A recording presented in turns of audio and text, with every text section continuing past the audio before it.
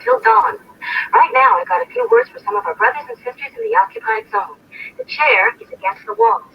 The chair is against the walls. John has a long mustache. John has a long mustache. It's 12 o'clock, Americans, another day closer to victory. And for all of you out there on or behind the lines, this is your song. And welcome everybody. I'm going to turn down my volume button. So we are live, and I figured I'd go live. I just got this bag over here from China, and I'm going to dig into it. I ordered a bunch of cheap stuff from China. China! On Free Patch Friday. Exactly. And they're awesome. They're magical. They have no shipping because it doesn't cost anything to ship from China because they're communist or something. So you can get stuff really cheap. So I bought some stuff and I'll open up that bag and see what it is. Han is jumping in from Colorado. Thanks for joining. Thanks, man. You got to say China right. China, like Trump does it. So I'm going to try to do this so that it doesn't get a ton of feedback. I'm going to mute over here and I think turn off my speakers.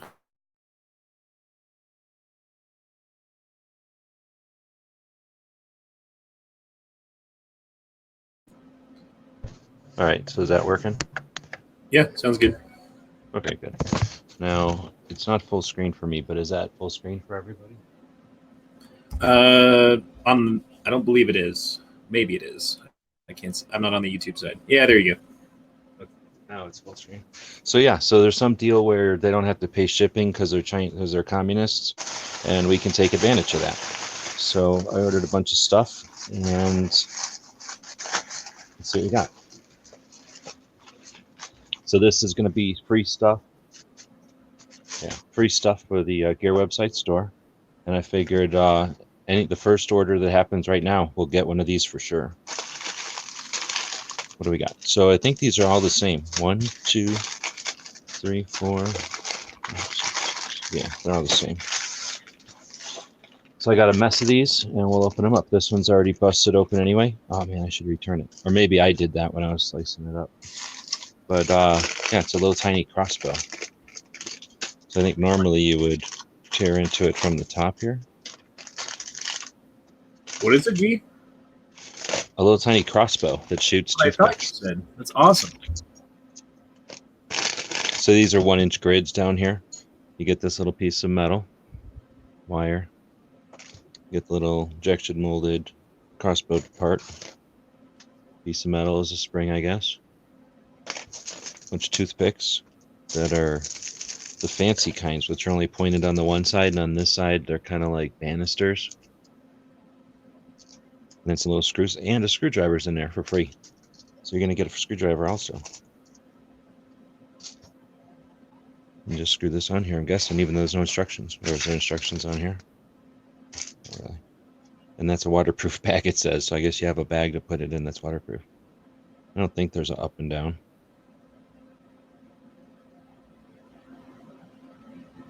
Huh. So yeah, you can go on to various places and find junk like this for really cheap. And then as long as you buy it, there's like some size requirement, like the bag can't be too big or can't be too heavy. So all kinds of little crap like this, they'll ship to you for nothing. It's actually, so if you're in like a party or something and you want to have like a mess of stuff and it costs like $4 here, more than likely you can get it for $1 from China. If it costs $1 here, then it's like $8 for $1 or something in China. I don't know if that's something that you should bring to a party. At least like a bunch of them. These I think are perfect for a party. Who wouldn't want to have a party? See, there's a little trigger in here, like that works. You don't even have to assemble nothing. That's just in there. I'm just saying, people start drinking. That's how you lose an eyeball. I got a peach. I think we can try shooting a peach. I think.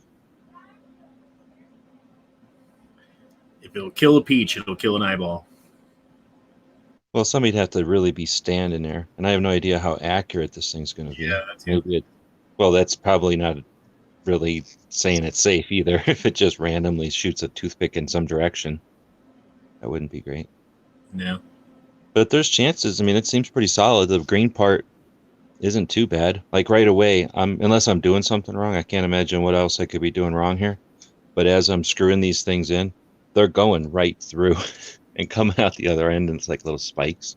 So I would probably recommend screwing them this way, and then you'd have a bunch of spikes out the front. It really doesn't need all 4 right now. So then you put this little wire on here, I'm guessing, which isn't difficult.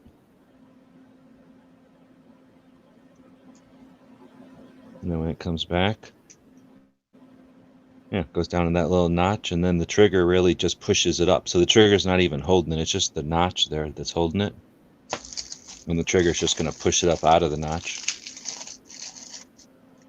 And these are just regular little toothpicks, so I think it's designed to be scaled to toothpicks. This little thingy holds it in there. Oh yeah, you could totally carry this around. It's not fault. The new EDC. Oh, watch where you're pointing that. Oh God, we just got shot. Look, I they think have it a whole came out of bag. there with some authority. Yeah, it seemed like it actually recoiled. I'm gonna go grab a. Oh, you can set it down, and it doesn't hit the trigger, so it's totally safe. I'm gonna go grab a peach. I can't really pause. That's actually pretty cool. I kind of want one of those now. Was perfectly happy living life without a miniature crossbow that shoots toothpicks until this. Which is why you should go to gearwebsites.com and order something right now. Yeah, they'll have definitely be. Thanks for that plug. They'll definitely be available on Friday for sure. I'm thinking it might be something like orders over $25 kind of thing, just to encourage sales or what. So this is a peach, and then this is a can, but it's already open, so you know it's got some give. I'm sure it'll hit the peach, so we'll hit that first. Is this thing doing a good rectangle? Am I still in frame here? Yeah, you're in frame. Oh man, how did I miss a peach that close? I think I'm gonna say that it grazed off of it, and not that I missed it completely. And I was looking through the film, and it's windy in here, and the trigger's Trigger. really bad grip angle. Holy Yeah. moly, a 1911 grip angle. I'm not used to that archaic shit. All right, I'm trying again. All right, this time I was able to shoot. You can see how far it is away. I mean, it's a pretty difficult distance. But yeah, it went in pretty decent. If this was ballistic gel, oh, it went in past the tip. So it's more than you can ask for. All right, so I'll leave this wet one over here in case that damaged the wood somehow. And this ain't too bad to pull back. So Patriots out there, we're looking at a, I guess it's a plastic and metal and wire crossbow that is about 3.5 inches long altogether. That'll normally be wood on an old-fashioned crossbow. It's just this injected molded plastic, and it's like lime green or zombie green. And then there's this piece of metal that's I don't know, about the size of a pen, that's flat and then shaped in the shape of what the crossbow arms would look like. And then when you get these little 4 screws with this little screwdriver they give you, it assembles into a fairly simple but effective little crossbow pistol, I guess. And then it shoots these little regular wooden round toothpicks. So I'm new going to EDC. See what happens. It's going to bounce off and hit me in the stomach, I think. Yeah, it totally bounced off. But it put a big dink in there. There's a dink right there. I'll try again. I'll try to shoot it right in the same dink, and then that'll... So there's this little hole in the front where you can cram the toothpick, so that means it probably wouldn't work with those round kind. But like this one even, I had to kind of jam it in there. And then there's this little finger at the top, and that holds the thing in, you can see. And I don't know, I'm not a crossbowist, so I'm not sure if you're supposed to put the bolt a little bit ahead of the string or like choke it right up. It's supposed to be resting against it. Yeah. So I'm gonna try again, shooting at this can. We're shooting at a Starbucks Cafe Mocha triple shot energy. These things keep you going for like 3 days each. It's like a double-sized can. Oh. Because it's empty, so I'm thinking it's got some give. A full can. I don't have the balls to put a full can here on the table. I must have hit it in the exact same dink because it's just a deeper dink now. I don't see another dink. Oh no! I wonder if that's you not- like painted the bolts or something, like to add some weight to them somehow, if they'd be a little bit more. Wait, are you saying shoot a drill bit? All right.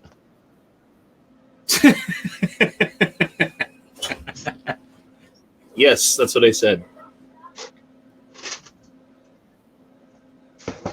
Or you should I come know up with like that's- some sort of miniature arrowhead to put on those or something. I need to get smaller drills. Hold on.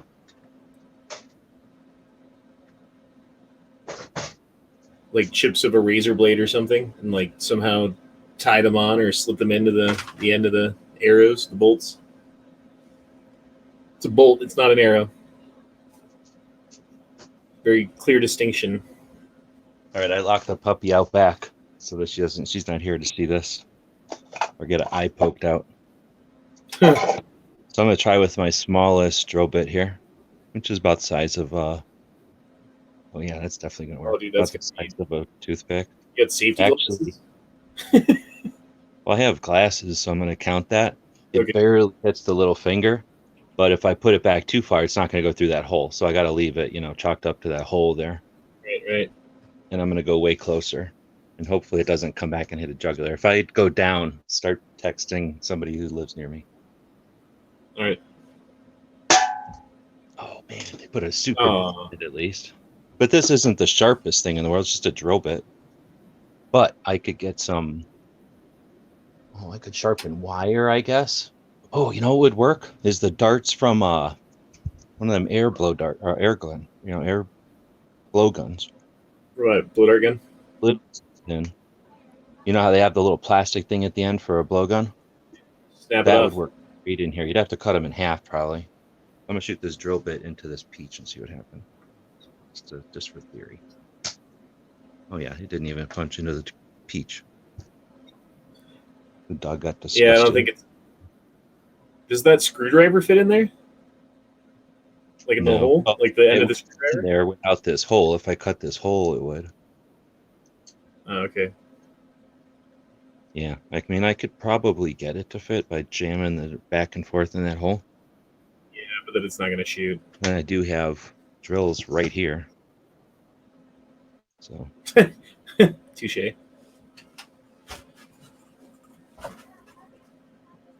ow, that really hurts though when you're holding a sharp drill. But luckily, my hands are stronger than this green plastic from China. Ow, except for it's hitting the metal Chinesium. part. It's called Chinesium. Ow. Would probably be easier if I had a glove or something.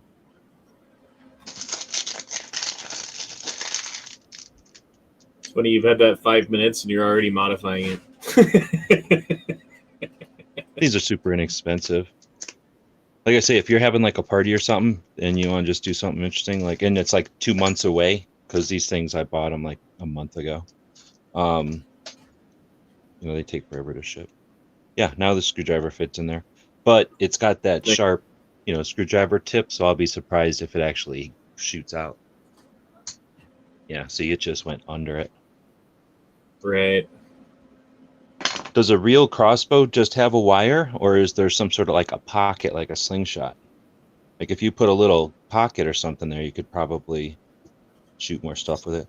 But I hope that didn't ruin the accuracy of it now by putting too big a hole in it. Yeah, it's not really that big of a hole. Okay. I'm still deadly to a peach. So it's about 4.5 inches by 3.5 inches or something. I was kind of hoping they'd be a little smaller. I think the fake picture they showed, it was like in the person's hand. But we'll find out. If anybody figure out something neat to do with them, maybe we can. There's going to be a bunch of people with them. Hopefully, we can figure out some kind of contest to have with them or something. And I don't know, see how far they shoot, perhaps too. There's got to be some maximum effective range of these things. I wonder if you got two of them, right? And you instead of just attaching one of the arms or whatever, you attach two arms like lapped over each other, if it would be twice as strong. I don't really think it would matter to here because it's being held by the plastic, not by the trigger. All the trigger's doing is This thing loaded? No. All this trigger is doing is pushing up. It's like Yeah. pushing the cable out. So all the pressure of that would be on the plastic, and it's pretty strong, pretty thick. And yeah, I mean, why wouldn't it push it twice as fast? Or if you're putting in pieces of metal, like I say, you could Yeah, you probably need take steel. wire. Oh, I bet you nails. I wonder if I got any thin nails. I don't really have any. Maybe some finished nails. Finishing You put nails? in there. I don't really have anything that small, but they do make like wire nails, and perhaps like some of those wire nails that go into like a machine or like the automatic nailers. You could break some of them apart. They're almost like staples. So if we got tiny mouse that's giving you trouble or lip, Yeah. I don't think you'd want to shoot a cat with these. It'd probably hurt. That'd be mean. But That's cruel. oh, I know what I could do. Let me see if I can find. The Oh no, I don't child have that any. subordinate. You could probably shoot an army men with these. It would knock down army men. Dang, it's like keeps recoiling out of my hand when you shoot it. You have to really hold on to it. Huh.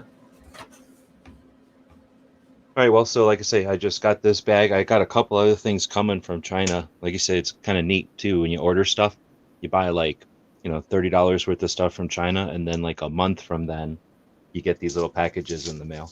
I figured I started doing this with dog brushes. The dog brush for this crazy dog over here. I didn't know what kind because I'm not used to having a big furry dog like this. And there's different kinds of furry dogs, right? There's curly furry hair, and there's thicker furry hair, and she's got sort of this double coat, I guess they call it, or something.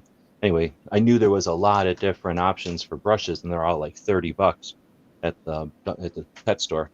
But in China, they're like not that much. Basically, on eBay, you can find them for $2. That's shipped, $2 shipped, and I was able to buy like 30 of these brushes fairly cheap. Not 30, maybe 20 of these brushes fairly cheap. And I was like, wow, I'm gonna go look into this. So yeah, I've been buying little stuff like this. How bad can it possibly be, right? It's not that difficult of a machine to make. So worst it could be is like really bad materials. But this thing looks like, if you had it on your desk or something or to play with. I imagine with some darts, some metal shafts that are sharpened, you could shoot this at like a real dartboard. Just from the amount of dink it made into this with the drill bit. Because that drill bit's kind of heavy with a piece of straight wire. I mean, this is the bow and arrow you're dealing with. This is just really holding it for you. Yeah, I think it's cool, dude. All right, so I'm going to go over to the computer again and see if anybody has ordered anything.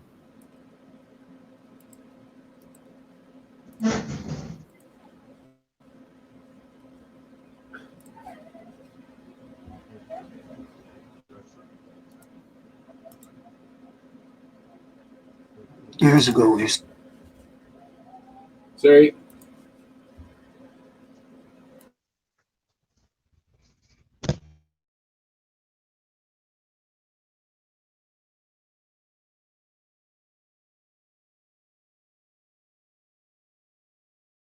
All right, don't worry about feedback there. What were you saying?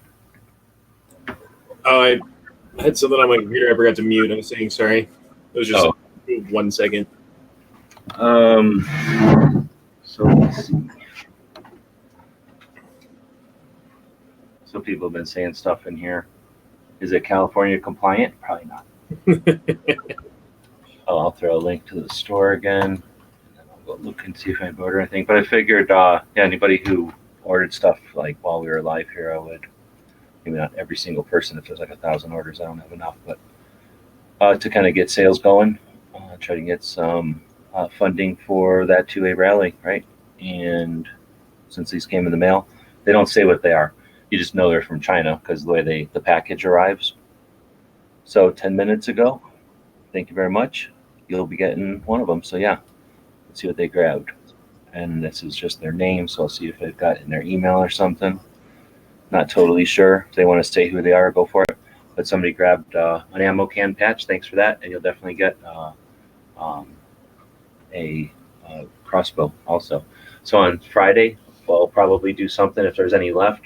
But I've got a whole bunch of stuff that I kind of made up over the last little bit. this year and put that stuff up on the gear website store. I brought some. I can't put some stuff up there, but I can uh, post some other stuff that's for sale, and then we'll be adding stuff from the collections up there. So anybody that wants to grab something, I think it'll go. The crossbows will go to anybody. Any orders over $25. Or if you've ordered a lot in the past, then they'll probably go out. Or if you're using Patreon codes, then that gives me a heads up that people that are helping us out, those are what they're for, to say extra thanks or whatever. And again, if it's somebody that has grabbed a bunch of stuff, maybe I'll throw 2 in there so you can have some sort of crossbow wars or something. With that, though, it doesn't look like anybody else jumped in. Honda, thanks for jumping in. You do the frog chats on Sundays where you do conspiracy theories and stuff. I was just watching a thing before I started here. Because of your chat, I keep getting conspiracy stuff show up in my YouTube suggestions. And it was about a giant vehicle that they made for Antarctica. Have you ever heard about this? Oh, I actually saw that same thing popped up in my YouTube feed. Yeah. I forget what it was called. I didn't watch it, but I saw it. Yeah, it's worth watching. It's still not that long, and it's basically all kinds of neat stuff about Antarctica, and then it's about this giant vehicle. So I guess right before the war, right? And that's a whole nother thing about Antarctica. It's kind of neat. You can watch the screen there as that peach is dying into that paper towel. So I'm slowly watching my mat get all peachy and gross.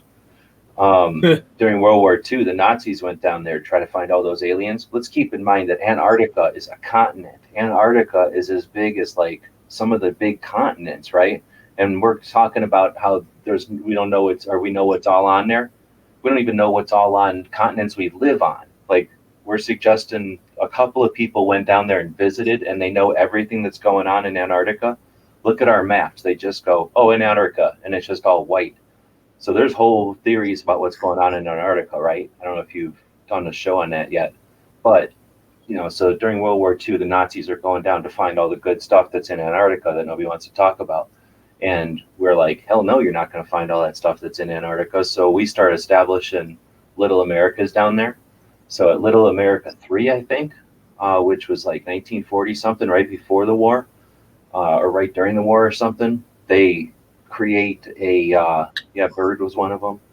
The horse is saying they created this vehicle, and it was designed to be an expeditionary vehicle to go out and cover 8,000 miles in a run. So sort of like a aircraft carrier or something of the Antarctic, except on wheels. So they made these giant tires for it, and it was 4 of them only, and it was sort of like a sled with these tires, and the tires could go back up into it, and it was like 55 feet long and 20-something feet wide. And they built it in Chicago and drove it to Boston. And it closed down roads and stuff because roads weren't even that wide back then. And they built this giant thing, and it was supposed to hold, I think, 6 or 9 dudes for a year. And it had enough gas and shit for a year in it. And it had 2 big diesel engines that would exhaust into the tires to keep them fresh or whatever. And it was crazy. And it had an airplane on its back, so I don't know how they kept. There's no way to keep. Submarines can't even keep a year's worth of food, so I don't know how they made all these claims. But they make it. It goes down there, and it doesn't even run on ice. They didn't even make it out of the camp, and it just sat there for the rest of the time until they think it floated away on an iceberg. But it costs like $3 to get all that money and time getting it down to Antarctica. They get it there, and they can't get it started. No, it could start and everything. It's just that it didn't work. It was like a 35 tons, and it wouldn't even drive. They said they could barely get it to drive in reverse, but it was ridiculously slow. And they basically just let it sit there, and they used it as a building, like a place to live, because it was huge. Yeah. But it was a big joke. So, or a big mess. I don't know if it was a joke, because I don't know. Maybe they just did bad engineering. I mean, that's how we learn today. So failures are where you learn from. They probably were like, oh, you can't just use, the tires are basically slick, he's saying, Weston saying. So it looked like it. The tires didn't have any traction at all. It was probably some theory. But yeah, I don't know why they would ever think that something that weighs 35 tons is appropriate for Antarctica. It's just nothing but snow and crevices and shit. Ridiculous. Well, it would be quite. You did bring up a good idea though, doing like an Antarctica chat. You know, where Well, you just that's talk about like yeah. the history of humans on Antarctica and like the theories about what there might be under the ice and that kind of stuff. Yeah, definitely. That's what I was saying. So, and it's worth watching that thing about the vehicle. I don't know what to call it.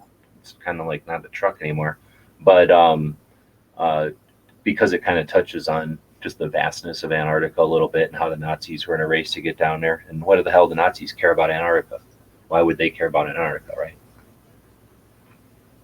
Considering, I mean, all the other stuff they had to deal with. Oh yeah, we also want to grab Antarctica real quick. Like what's yeah, the Germans went everywhere. They're looking for the Holy Grail or whatever, right? well, all the stuff that's supposed to be going on in Antarctica. That's all I'm saying. Yeah. All right. Well, so you do the frog chats and you chat about that stuff. We got a bunch of people out there, dead horses out there, always reloading. And let's see. I think he says this is his busy time of year, and he'll be he's less around the computers, but he'll be back. Usually in the times for his 9 to 5 isn't taking so much of his time, and he does a bunch of reloading stuff. A bunch of regulars in the chats out there. It was called the Snow Cruiser. Is that what it was called? Rich Wright does a show on Sundays. Got Patriot out there I need to chat with. I was going to ask Patriot, since I'm planning on swinging near him, if he wanted to maybe just deliver that stuff instead of ship it. Let's see. Rich is saying, trying to make sense of what the Nazis did is an experiment in futility. A lot of those guys were just nuts. I guess that's possible. And honestly, the more I watch some of these shows, because of cable and internet and everything, there's so many different things talking about different aspects with different opinions and perspectives on what they did, that I could totally see it just being not necessarily a united effort or a crazy scheme from one guy, as much as just like the lack of rules and a bunch of people that just had their own ambitions doing weird stuff in different directions. But either way, this chat. That's how they trained the commanders in World War I in Germany. It's like, hey, these are the general orders. You figure out how to do it. And so if they were like, hey, go out and spread the word or conquer or whatever, do it however you want, I could imagine them doing some pretty crazy stuff on their own. I don't know if they did it the same way in World War II, though, to be honest. That's more the Wehrmacht.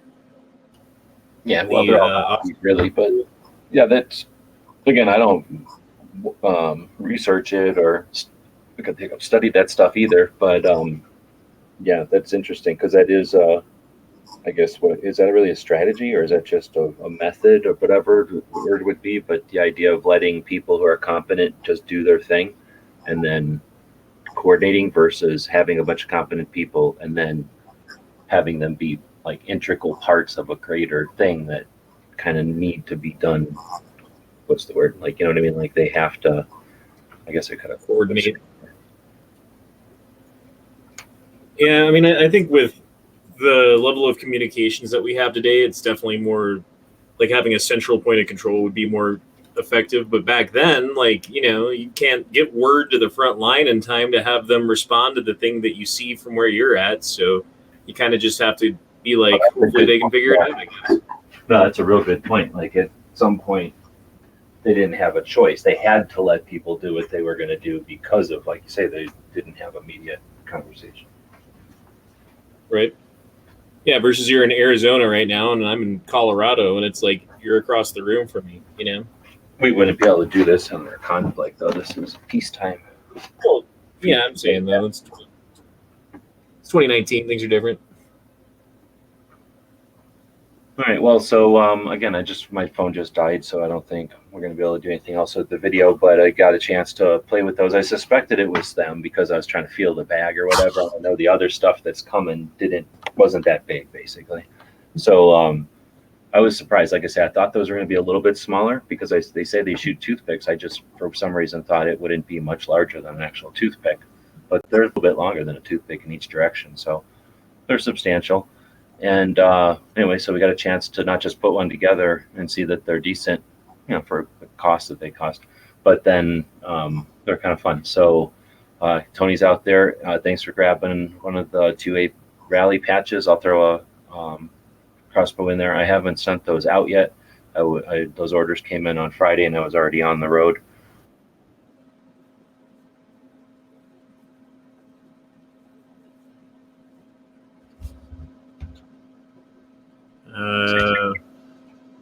You were talking, but I couldn't hear you there for a sec.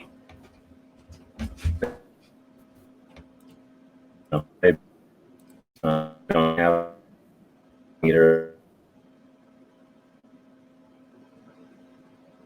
Oh man, either you're a robot or I am. I'm not sure who.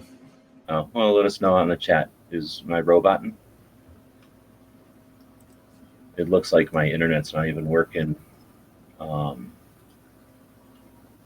Let me refresh, see what happens.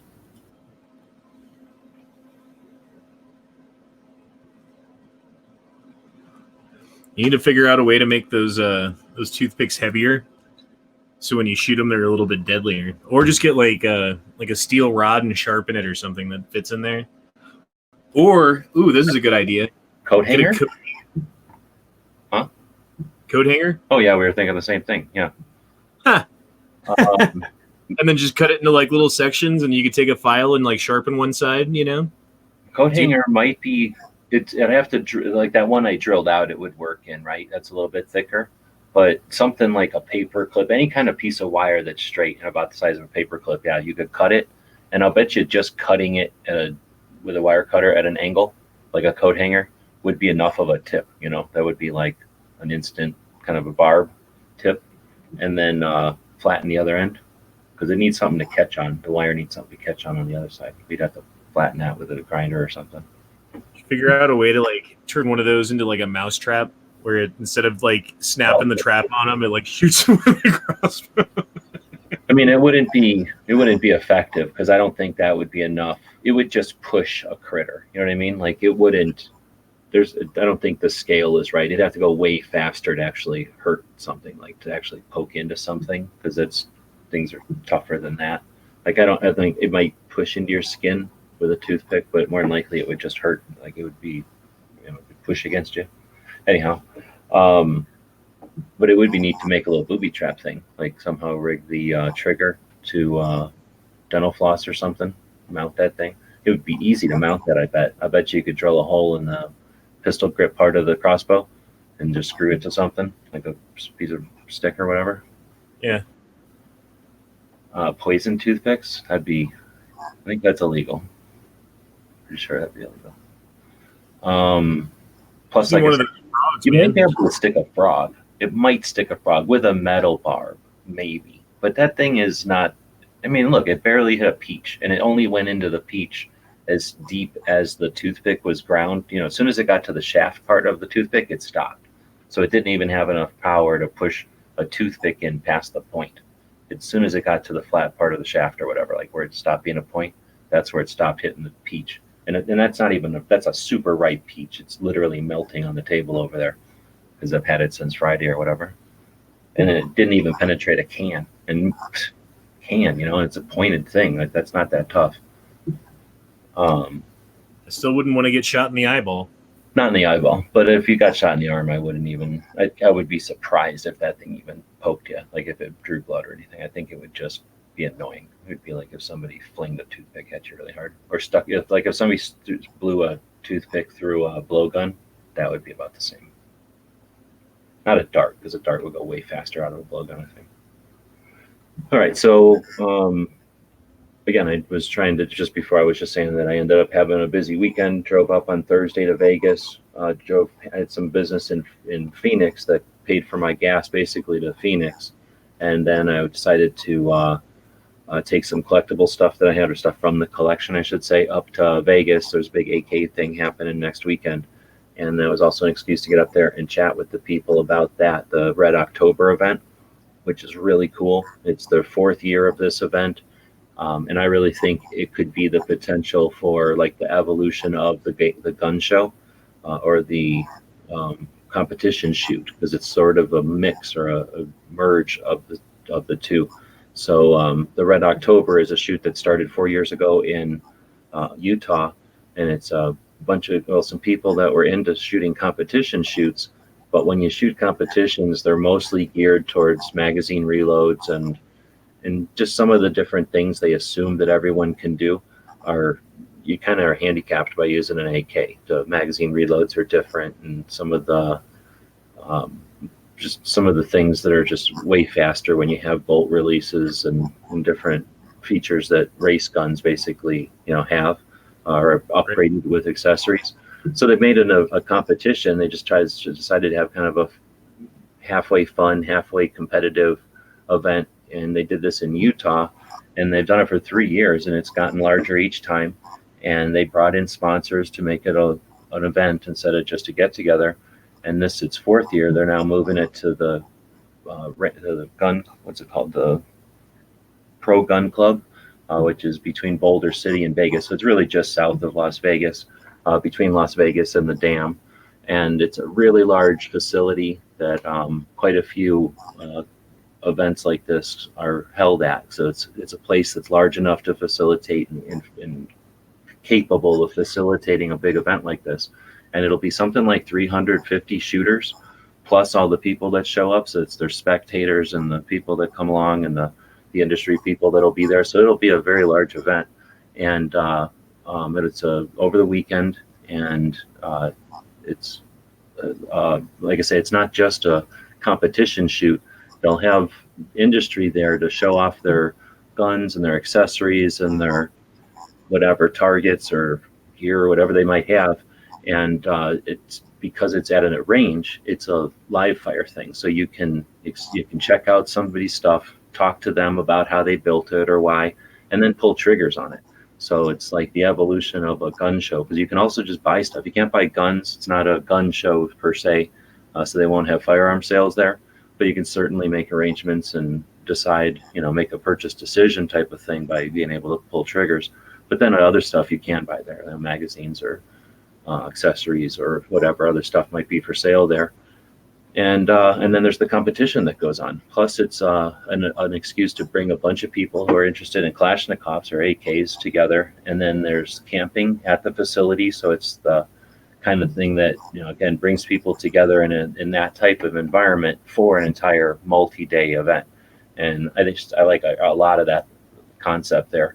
And it is being put on by Rifle Dynamics, who make rifles and offer build classes in Las Vegas, and the Range Pro Gun Club, and then a whole mess of sponsors. So it's cool that it's bringing industry together in a very open way. I mean, obviously there's a little focus on Kalashnikov there, but it's not necessarily exclusive, I'm sure, or at least there's no exclusivity. There's just happens to be the abundance of AK stuff at it.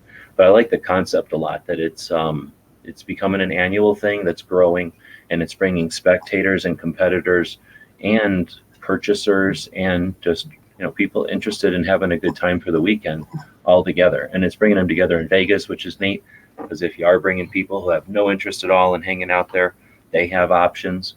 So obviously Vegas is a great introduction for an event like that, but it would be cool to see events focused on other things like that kind of open or develop into that. I've seen a couple of the other events out there, like the Bullpup Shoot in Illinois, which is very similar, just that its location is so remote that it doesn't lend itself to the kind of welcoming to the non-shooter that this one has the potential for. So anyway, the Red October seemed really cool, and it was an excuse to get up there and chat with them a week before the event and chat with them about the event, not just about, what am I trying to say? Like just turning on the camera next weekend when it actually happens, which there'll be plenty of. And I encourage people to check it out while it's live. I'm sure there'll be somebody out there streaming it, but then check out all the stuff that gets accomplished at it. Instead of being just another camera like that, I wanted to take a minute and focus on the event itself and the development of it. And that was definitely cool. And again, it was just actually the perfect time to do it when it's fresh on their mind. They're getting ready for it. I can help promote it a little bit. I'll do a video specifically on it. And then we'll chat after. We made arrangements to chat with them after to kind of do a follow-up and see what's coming in the 5th version of it. So anyway, that stuff was neat. I got to see a gun show up there. The Crossroads show Crossroads is a promoter out here in Arizona, California, Utah, Colorado, I think. and Nevada, and they had a show at a venue I've never been to. One of the, I think it's just a fashion mall type of place in Vegas. It's not really a casino, but it's a giant store, a mall, I guess. Anyway, they have this big parking garage, and I've been to the parking garage before. I drove up to the top of it to take pictures of Vegas. It's up between the Strip and Old Vegas, so it's a kind of an interesting place at the corner of these two highways. There's this big 6-story parking garage that used to be out in the middle of nowhere, but now they've built this big building in front of it. And I don't know if that building's still being built or what, but there was some temporary tents set up outside. Those temporary giant, actually more like semi-permanent tents that they'll set up in parking lots sometimes. And this gun show was in half of them, so that was kind of neat. 700 table gun show. Checked that out, and then headed back down to that machine gun shoot. And then on the way back from the machine gun shoot, checked out another gun show in Wickenburg, a little tiny town in Arizona, in the middle of nowhere. It's like a town that exists because there's copper mines and gold mines and stuff around. So and it's sort of a place to go before between Phoenix and Vegas. So no, I'm not going to repeat everything, but thanks for jumping in. I was just kind of summarizing the weekend here and giving people a heads up on what's to come. I'll probably be doing some videos on the 2 gun shows because they were pretty neat, and there'll be the sort of this extra leg of the gun show loophole tour that kind of developed in the last couple of weeks here with this 2A rally. They'll be the first introduction. It also gave me a chance to just kind of get the van, pumping again and make sure everything's working and that kind of thing. And came back and found some stuff in the mail, and we just opened that up live. It turned out to be some little tiny crossbows that shoot toothpicks, and somebody already grabbed one while we were live. And let's see if anybody else ordered anything while we're chatting here. Otherwise, nope, just that one. So if anybody does order anything over $25 this week, they'll get a little tiny crossbow. I'll do another video specifically on it besides this one. That'll be a lot shorter. And again, we just had Honda jump in. We had a lot of links out there, so keep an eye out. Every once in a while, if I'm doing something live like this, I'll send out links, just like a lot of people do. You've done it too, Honda. Like people just say, hey, I got something to go live for, and it's always great to have somebody jump in. So thanks for jumping in. Yeah, man, no worries. You jumped in on my stuff plenty of times, and actually, I think you saved me once or twice when I was just sitting there by myself, like talking to the internet like an idiot. So yeah, it always seems weird when you're just talking to the wall or whatever. So I really do appreciate having somebody in there too. Right on, brother. All right. So with that, thanks everybody for participating in what we're doing online and with the gun community in general. I think we're winning. I can tell you from the events I attended over the weekend here and found out about coming up next weekend, everything's growing. So don't let anybody tell you anything different. The last desperate gasps are always going to be the loudest, right? The most desperate. They're going to go to any lengths when they feel like they don't have much to stand on. So with that in mind, carry on. Hey, thanks, Mandatory Carry. Appreciate it.